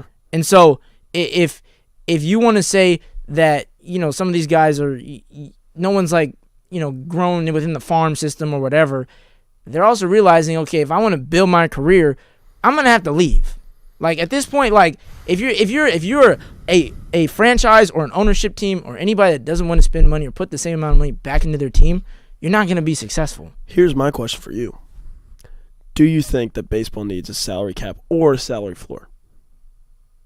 I don't think it needs I don't think it needs a salary cap because baseball is the only sport where all the money's guaranteed. And I think when you take that away from the players and you take that away from what the baseball is kind of known from a monetization standpoint, I think it could affect some things. But also, if there's a salary cap, then players won't have say in how much they think they should be paid. Okay. Should it be a salary floor? I think there should be a base of like I think there should be a base of okay, if I'm this type of player, this is what I should get paid. Well, meaning salary floor meaning a team has to spend this amount of money. Oh, yeah, because I think some owners are stingy. Okay, we can agree on that. Yeah, I think some owners don't want to do that. Yeah. And you know exactly who they are because they're not winning. My owner. And see, that's a fan talking about his own team. Yeah. But I think you see it not only in baseball, but you see it in other sports. You don't see it in the NFL. Well, the NFL is very highly regulated. I mean, it's highly regulated, but you also kind of see some of the teams that don't make the right moves. It's true, but that's just bad management. That's not spending more or less money. Well, look at the Cowboys. Sorry, Jude. Yeah, brutal. Oof. I mean, like with Micah Parsons. What happened? It's just like really? Like, come on. No, I mean again, bad ownership. Jerry Jones. Because how I'm looking at it, you could agree. Like, not great. How I'm looking at it, it's like if I want my team to win, I'm gonna put my team in the best possible position for them. Agreed. Yes. So I think we're in agreement here. Definitely needs to be a salary floor, more regulation. I will. You brought up the NFL, or I guess I brought up the NFL. Yeah. And just kind of, I want to shift topics here just for time's sake. I can't shout today, but because I've got a raging headache. But I would appreciate my theme music real quick. Plug yours. I had my time.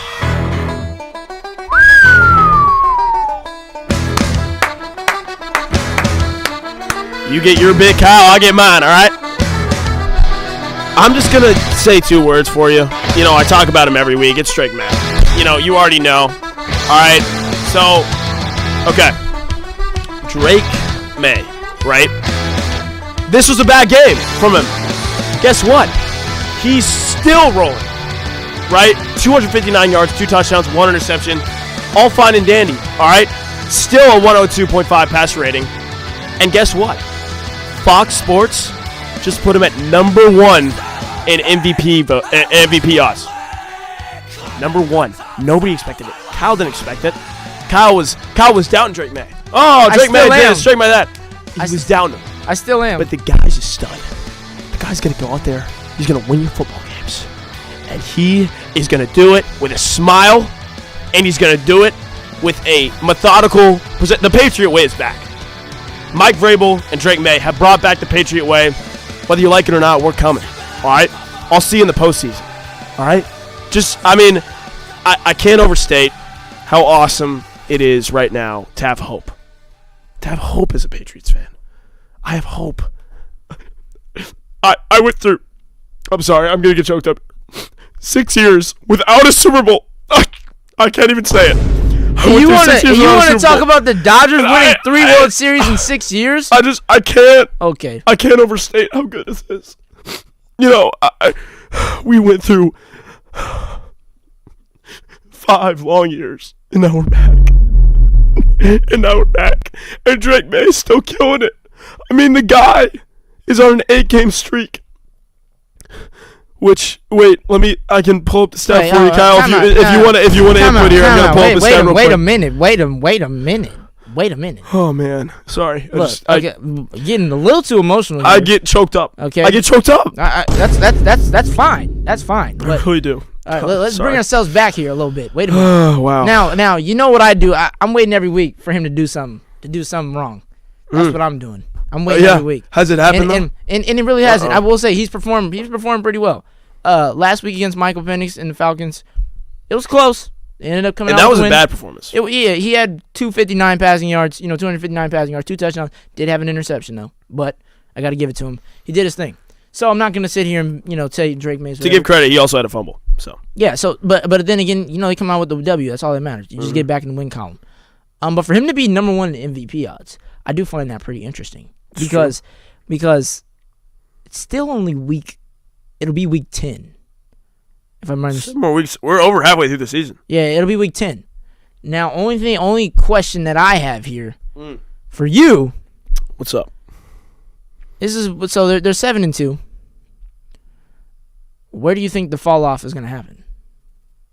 I'm sorry. I'll say it again. Repeat it for me. Where do you think the fall off is going to happen for Drake May and the Patriots? I'm not sure. Because let's look at the schedule. Let's look at the schedule. That's really an interesting word. I don't think that's gonna. Some may say Kyle. that's okay. Some may say this might be a cakewalk for them for the rest of the season. I would agree. But they got the Buccaneers. I think this is gonna be their biggest test. They got the Buccaneers next week in Tampa Bay. That's what I call an huge test. L. Whoa! After that, they don't write them off so soon. No, they play the Jets. I'll give them the Jets. Give us the Jets? No. I mean, come on. They have only won 1 game. So, I'll give you the Jets, but then again, don't mess up when you play the Jets. Because that's all. Serious right now? Let me finish. Hold up. That always is some weird game for you Patriot fans. But don't mess up against the Jets. We dominated the Jets during our dynasty era. Dynasty era. That's in the past. We in the present. Okay. So, let's go after that. You play the Bengals at Cincinnati. That should be a W. I will say. I'm going to be realistic about that. That should be a W. Cristian Gonzalez is then you got the Giants. locking up Jamar Chase. Then you got the Giants, and that's a home game for you. Mm-hmm. That should be good, but don't let Jackson Dart go out there and just try and do something special. We got Drake, mate. We're fine. Okay. All right, that's all. Okay, then you got the Bills. At home, but the second game. You beat them before, but who knows if you beat them this time because this is the second game of the season. We'll see. This is where it starts to get important. I think there's two games that we can realistically lose. This is an MVP game because this is against Josh Allen. And right now they're both in the MVP race. There's 2 games we could realistically lose. So Bills and Buccaneers. Oh, that's fine, but you beat them earlier in the season. Mm-hmm. But I don't think a lot of people care about what happens earlier in the season. It's towards the end of the season. So you got to see how he performs, and then after that you got the Ravens. Now, depending if Lamar Jackson is still going to play, which I'm pretty sure he probably will be, that's not an easy game for you, and that is what I call an L. The Bills, an L. And I don't think we lose against the Ravens. Then you got the Jets again. My conscience is telling me you lose one of those games. See, that's insane. Then objectively, that's insane. Hold on. And then the last one is against the Dolphins. That should be a W. Easy. So far, I only named, 3 losses on this list for the rest of the season? I think 2 losses. I think the Ravens We'll give him the benefit of that. We'll give him 3. Anyways, whoa. So that leaves him with 5 losses on the year. So we'll see how Drake May performs. By the way, that's a 12-5 record. Okay. That's pretty good. That's pretty good. That's great. That's pretty good. And let me just, name one more stat for you. That's pretty good. How Drake May is breaking records. Drake May, so I mentioned this stat last week, most consecutive games with 200-plus passing yards and 100-plus passer rating. Yeah. Drake May moved into 3rd place. Tied for 3rd place all time. Tied with Tom Brady, Peyton Manning. The only person above him in that category, Aaron Rodgers. That's pretty good company. By the way, all of those guys won MVP their year. All right? So, again, he's doing this without a star-studded wide receiver roster. He's doing this with a bad O-line. Yeah. All right? He's doing this. He's performing pretty well. Again, but I don't agree, Kyle. You're saying you really believe that Drake May. By the way, this Buccaneers game. That's a loss. No. That's a loss. No. It's a loss. No. Tons of their guys are injured. Are you serious? Mike Evans injured. You can spell loss which way you want to spell it, but it's still a loss. You want to play? You want to make a bet here tonight? Okay. If let's just, since we're about to go into basketball in a second. Yeah. If the Buccaneers beat the Patriots, you got to wear a Lakers jersey next week. And if the Patriots beat the Buccaneers, I'll wear a Celtics jersey on the show. It could be Jaylen Brown. It could be Larry Bird. How much do you trust your team, Frank? But if the Buccaneers win against the Patriots, you got to wear a Lakers jersey. And trust me, I got plenty of them. Oh, I'm sure you do. Yeah. Well, okay. So the odds are in your favor. All right. It's the Buccaneers, yeah. But it's up to you. It's whether you believe or not. And as somebody who's a proud fan of a team that just won a World Series, you got to believe. So it's really up to you. Oh, give me a break. Even the sun shines on even the sun shines. Believe in the most expensive payroll in baseball. Believe it could happen. What's this? 4 + 5, 9-time World Series champion. Tied with the Red Sox. It's all good. Tied with the Red Sox. Next year we won't be. We'll have one more because we got to do 3-peat. Back to back to back. I'm not agreeing to that bet. Huh? Not agreeing to that bet. I see why. Okay, that's smart. That's smart. Smart. Because you know they're going to lose, so it's okay. Do you have a Rams jersey? I do, actually, yeah. I'd do Rams jersey, Patriots jersey. Why would you do that? Because I hate the Rams less than I hate the Lakers. Wouldn't it be more exciting if you do the Lakers? No. Well, we're about to talk about the Lakers, so I feel like it's only right. Nah, I can't do Lakers. I can't. I'm willing to do the Celtics. And you know how much the Celtics... Yeah, but you're favored.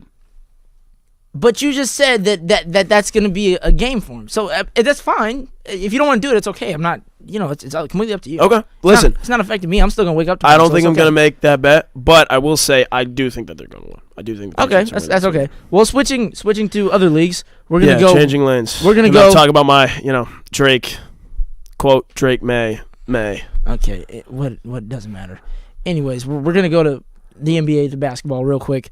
The Lakers are playing the Spurs tonight. Crypto.com arena. They're playing Wembanyama. I'm not gonna lie. DeAndre Ayton looks like he's dominating Wembanyama right now because he's holding him to some points compared to what he was putting up in week 1. Okay. Wembanyama was putting up 30 plus. Okay. And right now I think he has well under 15 points. Oh, cool. I think it might be 9 or 10. But cool. Lucas was at 22 at halftime, so we know what the Don's doing out there performing. Don. Sorry. Yeah. Who named him the Don? That's his nickname. Don. That's his nickname around the league. Okay. See, Jude knows what I'm talking about. The Don? I've never heard that before. Luka the Don. Yeah, because we serious. We serious. We going in there handling business. That's what we doing. And right now, let's see. Coming out at halftime, we'll check the score for you guys real quick. Okay, the Lakers are down by 10, but that's okay. That's all good.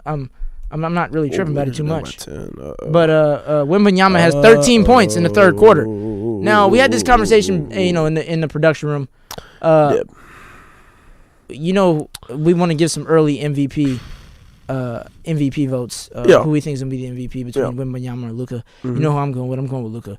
I'm like points. Now, the only thing Wembanyama has on him is the blocks. Crazy. The only thing he has on him is the blocks and the rebounds. Maybe. But Luka's still be getting rebounds. Hold on now. But Luka's points? Come on, bro. 22 points at halftime? Hold on. He has 1.3 steals. Okay, he and Wemby had the same amount of steals. And he already got 10 assists. 5 blocks. This game right now. 4 steals. How many blocks? Wemby has more rebounds. Yep. Luka got 2 blocks already. How many Wembanyama got? 1. Come on, dude. You supposed to be 7'5", 7'6", 7'12", however tall you are, and you gonna tell me Luka's out there getting more than you? I don't think this is sustainable for Luka. Okay, really they don't. said that last year. Still Yeah, averaging and it 40. He's averaging 40. That's what Luka the Don does. Oh my God! Enough with the Don. It's all good. He's not in The Godfather. All right. Don't. All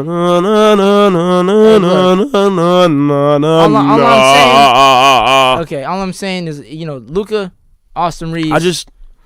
Come on, bro. Listen. I don't think DeAndre Luka's Ayton, going to keep this up. He's doing his part. I don't. I think Wemby, in terms of talent, more talented than Luka Doncic. But then again, you got to see his performance the rest of the season, because if Wembanyama falls off, I think it's only up from here. Well, it looked like it's down from last week. He's having one off game. Okay, we'll see if that one off game translates into some more off games. But we all I know is that Wemby plays defense. We gotta wait Luka and see does that. Not. What? Luka is not a good defender. He's not a good defender. Luka has 4 steals right now. He's not a great defender. Against Wembanyama and the Spurs. All I know is that when the Celtics beat him. All right. Okay. No, we know. All right, we're gonna say this right now.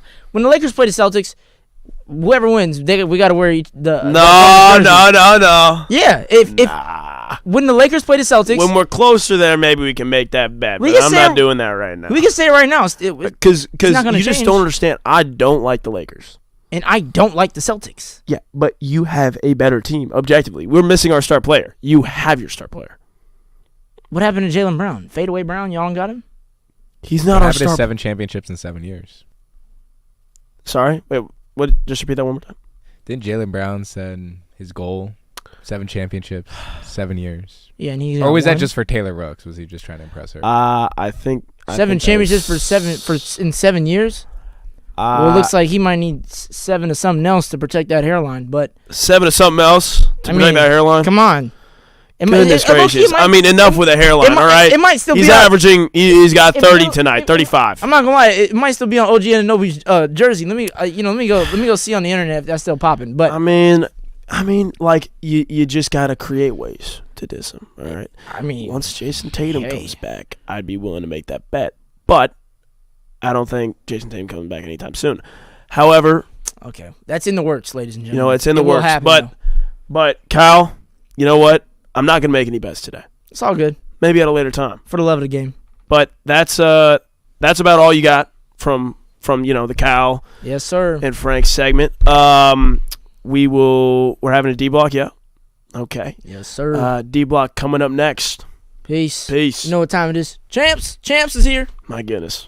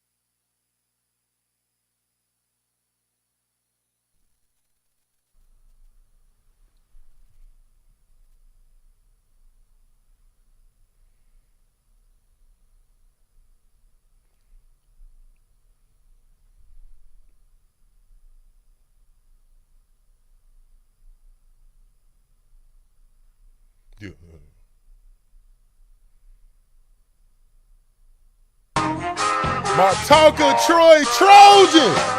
Welcome back to your D Block with your host, Drew Richmond.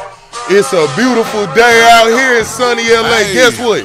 Because we got the Dodgers, boy, they're the biggest. I tell you what, back-to-back champions. See, the thing about me, what y'all gotta know, I love greatness. I recognize greatness. Guess what? Why? It's the consistency that it takes to get there.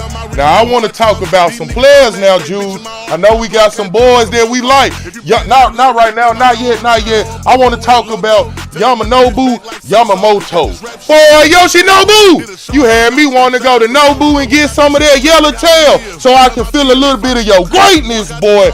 World Series MVP, 15 strikeouts, 3-0 as a pitcher. Yoshinobu, that's what greatness look like. I didn't want to take it to Game 7 now. Will Smith, that clutch factor, 7 RBIs across the series. A go-ahead home run in the 11th inning of Game 7. Way to step up. Way to be great when your team needs you. Miguel Rojas, what they call you, the unexpected hero. Boy, you a paid pro. You do this. This is what you do. Thank you for going out and showing us what greatness look like, how to go and get it. But it's a couple things I want to talk about today. The eye in the sky with the retired guy, he want to talk about Game 6 in the bottom of the ninth. Because, see, the eye in the sky with the retired guy, I see team play. I see what it takes for us to go and hoist that championship trophy together. I don't see just one player, Jude. Give me that film so I can see that eye in the sky with the retired guy. I want to start right here.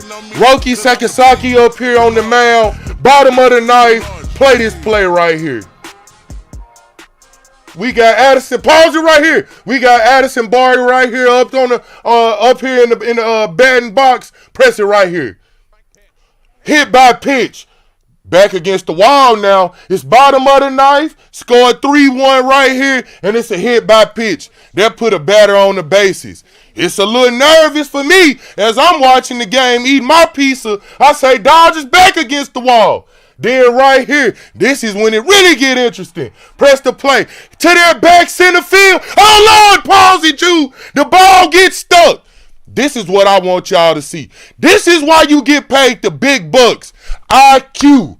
Knowing the game. Knowing what you're going to do and how the game is played. Right here, I want to give this player right here all the credit in the world. To know it's a dead ball. What you did right here is saved your team. Had he grabbed the ball, that ball still would have been in play. Runners would have been, game would have been tied up 3-3 right here. Him knowing this play, knowing your craft. When you step out to do something, knowing what you're going to do, knowing how you're going to attack it, knowing all the rules to your craft, that's what gives you proper performance when the game on the line. Play the play right here.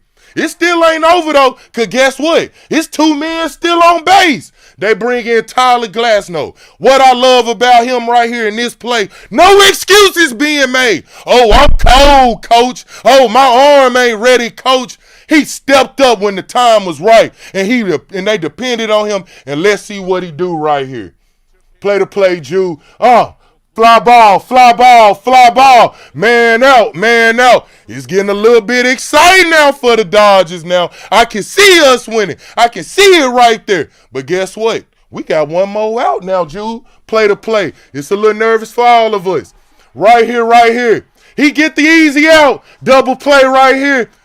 This is what gave the Dodgers that winning edge. Complementary team baseball. When it mattered, guys knowing their job, knowing where to be, being dependable. This is what it is when you're ready to hoist a real championship back to back. We can talk about the salary cap. We can talk about Shohei Ohtani. Shohei didn't get them this win right here in Game 6. It was Tyler Glasnow. It was knowing the play back there in that back center field. Knowing your job, being able to execute when the game is on the line. That's how you win the championship. This has been your Eye in the Sky with the Retired Guy, and we appreciate you being with us on the Talk of Troy for the night.